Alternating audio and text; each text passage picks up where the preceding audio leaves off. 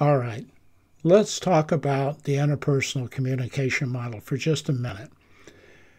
This normally begins with a person, and that person has a message that they want to send to somebody else. So now we'll soon have two people involved. But first, before we go there, this person's creating a message.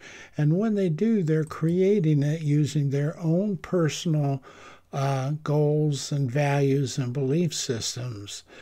They then want to send this message and the meaning of it, and they want that person to understand this message on the other side via two channels, usually verbal and nonverbal communication. In this case, you can see we've sort of minimized the communication channels because we've cut out the nonverbal because we're using a telephone. So it's hard to read a nonverbal signal when you can't see it. You can hear some tone inflections, etc., but you don't see a lot of what you do if we were doing this on a video conference where you could see my video, for example. You wouldn't have eye contact and you wouldn't be able to see any kind of gestures they have.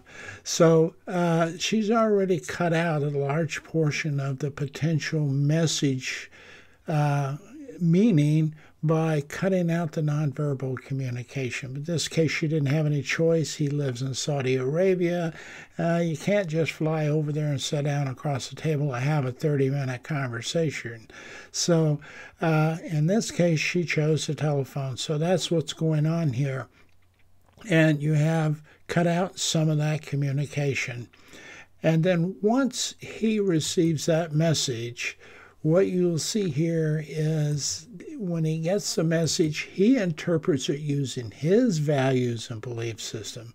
The way we have this model set up is part of another webinar I do, but it's focusing on the idea that this person is in Saudi Arabia. She's an American woman. There are a lot of barriers in the way besides not having nonverbal communication. There are his value systems and beliefs in women, her values systems and beliefs in women, a lot of potential for conflict that can cloud the meaning of that message. So if this is all we did, she really has no idea of whether or not he heard the message effectively and believed and understood the meaning as she intended it. So consequently, she has to pay attention. She has to be an active listener. And because when he responds, he's going to respond the same way. You have the same verbal communication coming back from him using the same network, the telephone. But again, you've cut out the nonverbal communication. Now, what we know about the nonverbal communication is when you do research and ask people what they associate with the meaning, 70% of that communication is normally associated with the nonverbal cues. So she's already minimized how effective she can be. So this verbal feedback is very important because it's from the verbal feedback that she's going to receive the cues as to whether or not he understands it. So it begins a cycle. What happens here, then she, having heard the feedback from him, creates another message to further clarify depending on how much she believes he stood or understood or didn't understand.